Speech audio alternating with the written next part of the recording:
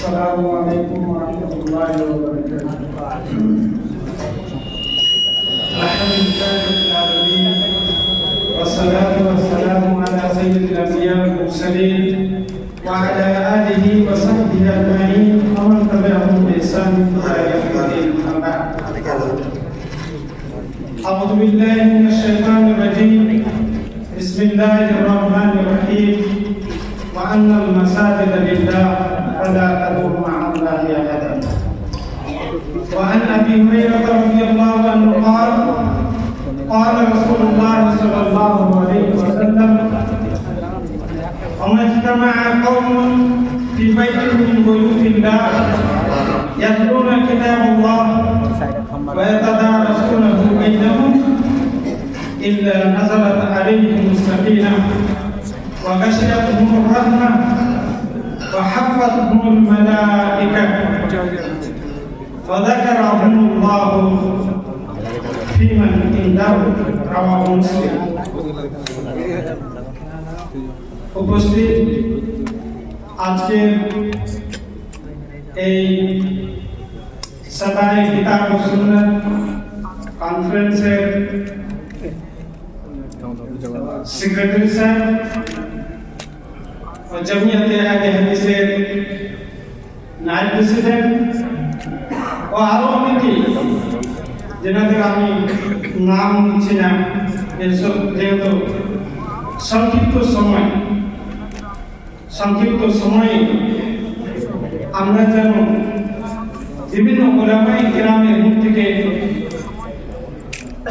খুব গুরুত্বপূর্ণ কথাগুলো যেন আমরা শ্রবণ করি এবং তার উপরে আমল করতে পারি, এই কামনা এবং দোয়া করি। আল্লাহ তাবারক ওয়া তাআলা অনেক জায়গাকে সম্মানিত করেছেন, অনেক মানুষকে সম্মানিত করেছেন। অর্থাৎ মানুষকে আল্লাহ তাবারক ওয়া তাআলা এই প্রাণীকে বিভিন্ন স্তরে বিভিন্ন সম্মানে সম্মানিত করেছেন।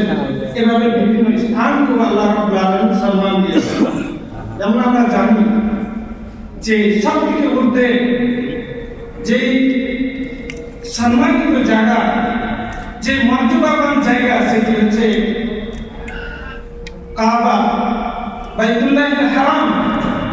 এই কাবার সর্বোপরি সব জায়গার মধ্যে তার সম্মান রয়েছে। অনুরূপভাবে অনেক জায়গায় আল্লাহ তাবারক ওয়া তাআলা সম্মান দিয়েছেন। তার মধ্যে পবিত্র আল কোরআন কারীমে যে মসজিদে আমরা অবস্থান করছি, যে কনফারেন্স আজকে হচ্ছে, আহলে হাদিসের তত্ত্বাবধানে একেবারে পিওর কোরআন এবং সুন্নাহর কথা যেখানে আলোচনা হবে এবং যার তাফসীর শোনার জন্য আমরা ছাত্র হয়ে আজকে এসেছি। আমরা বিভিন্ন মাদ্রাসার শিক্ষক হলেও মুরব্বী হলেও আজকে জিনার তাফসীর শোনার জন্য এই মসজিদে উপস্থিত হয়েছি। এটা হচ্ছে কিতাবুল্লাহ, আল্লাহর কিতাব। এই মসজিদকে আল্লাহ রাব্বুল আলামিন সম্মান করেছেন। আন্নাল মাসাজিদা লিল্লাহ। এই মসজিদের যে সম্বোধন, এই মসজিদের নিসবত আল্লাহ তাবারক ওয়া তাআলা তার নিজে দিয়ে করেছেন যে আন্নাল মাসাজিদা, নিশ্চয় মসজিদ হচ্ছে আল্লাহর জন্য। সকল মসজিদ, যতগুলো মসজিদ পৃথিবীতে রয়েছে, সব মসজিদ হচ্ছে আল্লাহর জন্য। আল্লাহকে নিসবত করা হয়। কি আল্লাহ মসজিদে বাস করেন? মসজিদের কি প্রয়োজন আছে? আল্লাহ তাবারক ওয়া তাআলার ইবাদতের কি প্রয়োজন আছে? না, এটা বলা হয় নিসবতে তাশরীফ। আল্লাহ রাব্বুল আলামিন সম্মানিত করেছেন নিজের দিয়ে নিসবত করে। যেমন আমরা বলি বাইতুল্লাহ, কাবাকে বলা হয় বাইতুল্লাহ, আল্লাহর ঘর। আল্লাহ তাবারক ওয়া তাআলা বলছেন সূরা জিনের 18 নম্বর আয়াত, ওয়া আন্নাল মাসাজিদা লিল্লাহ ফালা তাদউ মা'আল্লাহি আহাদা। মসজিদ হচ্ছে আল্লাহর ঘর। আল্লাহ ব্যতীত অন্য কাউকে তোমরা আহ্বান করিও না, তোমরা ডাকিও না। একমাত্র যদি ডাকতে হয়, সাহায্য যদি চাইতে হয়, কোন যদি মদদ যদি চাইতে হয়, একমাত্র আল্লাহ তাবারক ওয়া তাআলার কাছে চাইতে হবে। কোন পীর মুর্শিদ, দুনিয়ার কোন এমন ব্যক্তিত্ব নাই, কোন এমন ব্যক্তি নেই যে যে জিনিসটা আল্লাহ তাবারক ওয়া তাআলা মানুষকে কাদের করেছেন অর্থাৎ ক্ষমতা দান করেছেন সেটা ব্যতীত এটা আল্লাহ তাবারক ওয়া তাআলা দিতে পারেন, সেটা মানুষ কখনো দিতে পারে না। নচেত আমরা অনেকের কাছে সাহায্য চাই, এটা আল্লাহ রাব্বুল আলামিন ওই ব্যক্তিকে ক্ষমতা দান করেছেন, 500 টাকা দেওয়ার মতো আপনাকে ক্ষমতা দিয়েছেন, আপনি দান করবেন, আপনার কাছে চাইতে আসবে, আপনার থেকে যারা নিচের লোক আছে তারা চাইবে। এটার নাম টাকা এবং সাহায্য করা নয়। প্রকৃত যে সাহায্য, প্রকৃত যে ডাক, সেই ডাকটা হবে আল্লাহ তাবারক ওয়া তাআলার জন্য একনিষ্ঠ ভাবে খালিস করে আল্লাহ রাব্বুল আলামিনকে ডাকতে হবে। আমি হাদিসে একটা পাঠ করেছি, মুসলিম শরীফের হাদিস, রাবী হচ্ছেন হযরত আবু হুরায়রা রাদিয়াল্লাহু তাআলা আনহু। তিনি বলেন রাসূল সাল্লাল্লাহু আলাইহি ওয়াসাল্লাম বলেছেন, অমাজতামা কওমুন ফি বাইতিন মিন বুয়ুতিল্লাহ, এই মসজিদের কথা বলছেন যে যখন কোন জাতি, কোন কওম আল্লাহ তাবারক ওয়া তাআলার ঘরের মধ্যে, এই মসজিদের মধ্যে, কোন এক মসজিদে একত্রিত হয়, জমা হয়, এত বড় মর্যাদাপূর্ণ ঘর, যে মসজিদে শুধুমাত্র আল্লাহর উপাসনা হয়, আল্লাহর কথা হয়, এখানে কারো কথা আলোচনা করা যাবে না, কারো প্রশংসা করা যাবে না, এখানে একমাত্র আল্লাহ তাবারক ওয়া তাআলার প্রশংসা সেখানে হবে। এই মসজিদে যখন একত্রিত হয় কোন জাতি, অমাজতামা কওমুন ফি বাইতিন মিন বুয়ুতিল্লাহ ইয়াতলুনা কিতাবাল্লাহ, এবং আল্লাহর কিতাব পড়ে, এই মসজিদে আল্লাহর কিতাব পড়ে, আল্লাহর কিতাবের তাফসীর করে, ওয়া ইয়াতাদারাসুনা বাইনাহুম, তারা আপসের মধ্যে তাফসীর বুঝাবুঝি করে, মুযাকারা করে, এক অপরের মধ্যে আলোচনা করে, এই তাফসীরের কোন একটি আয়াত নিয়ে আলোচনা করে যে এই আয়াত থেকে, এই তাফসীর থেকে, এই কোরআনের আয়াত থেকে আমরা কি বুঝতে পারলাম, এই কোরআন আমাদেরকে কি বলছে। যখন এই জাতি যখন এই কাজে মসজিদের মধ্যে ব্যস্ত থাকে, এই কাজ যখন করে সম্মানিত জায়গার মধ্যে, আল্লাহ রাব্বুল আলামিন তাদেরকে তিনটা জিনিস দিয়ে সম্মানিত করে। প্রথমত ইল্লা নাযালাত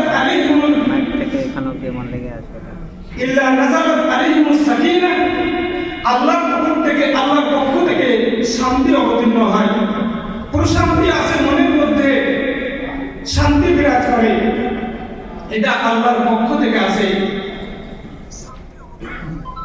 ওয়া গাশিয়াতুহুমুর রাহমা, আল্লাহর রহমত তাদেরকে বেষ্টন করে নেয়, তাদেরকে ঘিরে নেয়, চারদিক থেকে আল্লাহ তাবারক ওয়া তাআলার পক্ষ থেকে, আসমান থেকে রহমত নাযিল হয় এই বান্দাদের জন্য, যারা মসজিদে বসে এই কোরআনের আলোচনা শুনে, কোরআনের আয়াত বুঝে, কোরআনের তাফসীরকে বুঝে, তাদের জন্য আল্লাহ তাবারক ওয়া তাআলা দ্বিতীয় ব্যবস্থা করে দেন, রহমত নাযিল করেন। তৃতীয় ব্যবস্থা আল্লাহ তাবারক ওয়া তাআলা করেন, ওয়া হাফাতহুমুল মালায়েকা, আল্লাহর ফেরেশতাগণ, আল্লাহর ফেরেশতারা এই মসজিদে যারা আলোচনা শোনার জন্য বসে থাকে, চাতক পাখির মতো চেয়ে থাকে কোরআনের আয়াত বোঝার জন্য, তাদেরকে ফেরেশতারা চারদিক থেকে তাদেরকে ঘিরে নেয়। আবার আল্লাহ তাবারক ওয়া তাআলা সাক্ষী রাখেন, তারপরে ওয়া যাকারাহুমুল্লাহু ফিমান ইনদাহু, আল্লাহ তাবারক ওয়া তাআলা সাহায্যে তার নিকটে যেগুলো নিকটবর্তী যারা ফেরেশতা রয়েছে তাদেরকে বলে, দেখো তোমরা সাক্ষী থাকো, এই আমার বান্দারা মসজিদের মধ্যে কোরআনের তাফসীর শুনি, কোরআন তিলাওয়াত করে, এই কোরআনকে আমার বুঝে। ইলমে শারঈ, এখানে অনেক আমাদের ছাত্র রয়েছেন, ইলমে শারঈ এমন একটা এই শরীয়তের জ্ঞান, কয়েকটা পয়েন্ট আমি আপনাদের সামনে সংক্ষিপ্তভাবে উল্লেখ করব। এই ইলমে শারঈতে এমন একটা, এই দ্বীনি জ্ঞান, কোরআন এবং সুন্নাহর জ্ঞানটা এমন একটা জ্ঞান, আমানু মিনকুম ওয়া উতুল ইলমা দারাজাত, আল্লাহ তাবারক ওয়া তাআলা যে এই জ্ঞান অর্জন করে তাদেরকে আল্লাহ রাব্বুল রাব্বুল আলামিন সম্মান তাদের উঁচু করে দেন, তাদের সম্মান উঁচু করে দেন। ইয়ারফাইল্লাহুল্লাযীনা আমানু মিনকুম, তোমাদের মধ্যে যারা ঈমানদার, যারা ঈমান নিয়ে এসেছে, ওয়াল্লাযীনা উতুল ইলমা দারাজাত, এবং তাদেরকে যারা ইলম অর্জন করে তাদেরকে আল্লাহ তাবারক ওয়া তাআলা উচ্চ স্থান দান করেন। আর জন্য আমরা যারা ছাত্র শিক্ষক ইলমে শারঈ শরীয়তের জ্ঞান যারা অর্জন করি, কেউ তো আমরা পড়াই, কেউ তো আমরা পড়ি, আমাদেরকে দুর্বল যেন আমাদের মনকে যেন আমরা দুর্বল না করি, যে আল্লাহ তাবারক ওয়া তাআলা আমাদের সম্মানকে বাড়িয়ে দিয়েছেন।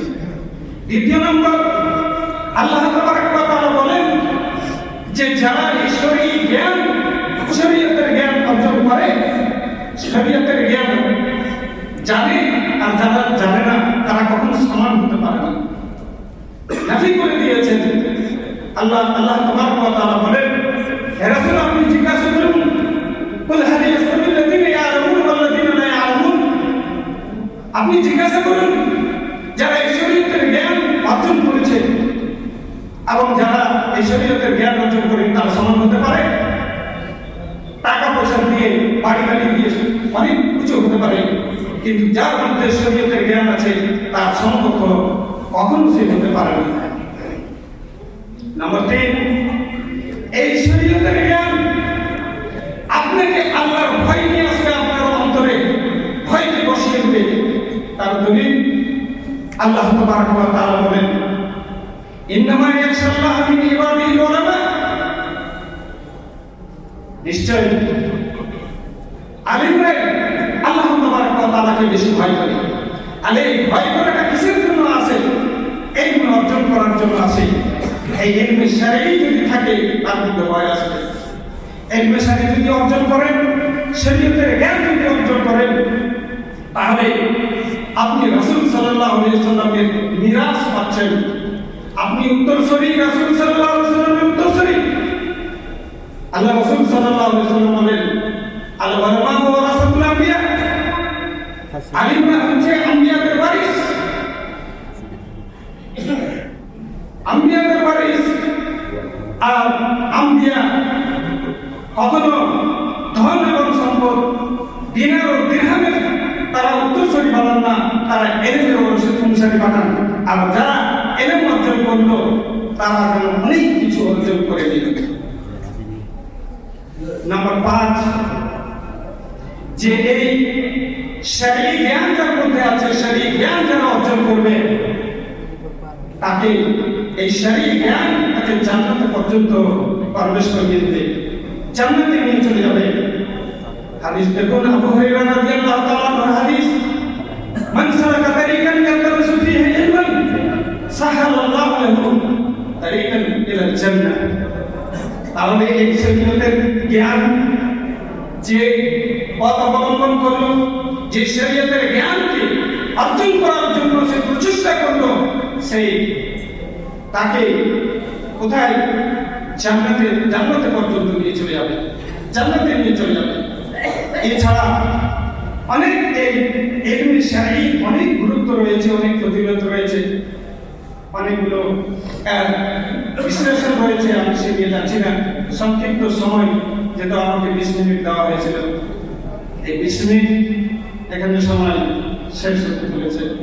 তাই আমি সকলকে আজকের কনফারেন্সের উপস্থিত সকল ভাইকে, সকল ছাত্রবৃন্দকে, সকল শিক্ষক মন্ডলীকে, আমাদের মুরব্বীদেরকে আমি আহ্বান করব, উদাত্ত আহ্বান করব যে ইলমে শারঈ জ্ঞান অর্জন করেন। জ্ঞান অর্জন করা আপনার পায়ে ঠিকছে নেই।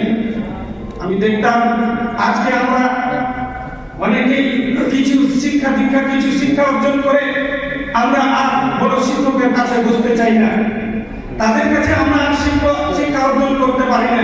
কিন্তু আমার অভিজ্ঞতাটা বলছি, যখন মদিনা বিশ্ববিদ্যালয়ে থাকতাম, আমার মুস্তালাহুল হাদিসের শিক্ষক, তিনি বড় মুহাদ্দিস, এই জামানার যদি এখন এই যুগের শ্রেষ্ঠ মুহাদ্দিস মদিনার যদি ধরতে হয়, আব্দুল মুহসিন বিন আব্বাদ, আব্দুল মুহসিন আল আব্বাদ, তিনাকে মদিনাতে তিনারা হজ করতে গেছেন, হাজার হাজার ছাত্র আমরা সেখানে ইউনিভার্সিটি এবং তার সঙ্গে সঙ্গে শিক্ষকরা আমরা গায়ে ঘোরাতে বসে, এবং আমার মুস্তালাহুল হাদিসের শিক্ষক উনি কাউকে ইবাদত করতে দিতেন না। উনি কিতাবটা নিয়ে বুকের মধ্যে নিয়ে সবার আগে গিয়ে ওস্তাদের পায়ের নিচে বসে আর ইবাদত করতেন। আমাদের দরকার আছে, আমরা অনেক ফারিগ হয়ে যাই, ফারিগ হওয়ার পরে কোনো মাদ্রাসাতে যাই, কিন্তু তারপরে কেন আমরা বড় বড় আলিমদের কাছে আরো আমাদের কিছু শেখার আছে, আরো আমাদেরকে মজবুত করার দরকার আছে, এই শারীরিক মধ্যে আমার পাণ্ডিত্য অর্জন করার দরকার আছে, যাতে আমি ভালো করে ছাত্রকে বেশি দিতে পারি। আমার মধ্যে যদি কিছু থাকে তাহলে আমি ছাত্রকে দিতে পারবো, আমি তৈরি করতে পারবো। আর আমারই যদি পুঁজি না থাকে আমি ছাত্রকে কি দিব? তাই আমরা যেন এই পেশায় হাসিল করতে, অর্জন করতে আমরা যেন লজ্জাবোধ না করি, নিজেকে যেন ছোট না মনে করি, বরং সবসময় আমরা আমাদের যারা বড় তাদেরকে আমরা সম্মান দিয়ে তাদের কাছে থাকি, তাদের সঙ্গে থাকি, তাদের পাশে থেকে তাদের সঙ্গে পরামর্শ করে, তাদের কাছে কিছু ইবাদত করে, তাদের কাছে তাকিব করে, তাদের কাছে বইয়ের কোনো লিস্ট চেয়ে ওই কিতাব মোতালা করলে আমরা বেশি ফায়দা হবে, এরকম আমাদের মনোভাব এবং চিন্তা চেতনা থাকতে হবে। এবং আহলে হাদিস একটা পিওর কিতাব ও সুন্নতের উপরে আছে, এটা আমরা সবাই ভালো করে বুঝি, এটা আমাদের পাশের ভাইদেরকে বুঝাতে হবে। পরিশেষে আমি সকলের জন্য দোয়া করে এই যারা এই আজকের কনফারেন্স আয়োজন করেছেন, পরিশ্রম করেছেন, সকলকে আল্লাহ তাবারক ওয়া তাআলা যেন আমাদেরকে জাযায়ে খায়র দান করেন। আমিন। সাল্লাল্লাহু তাআলা আলা নবিয়িনা মুহাম্মদ। আসসালামু আলাইকুম ওয়া রাহমাতুল্লাহ।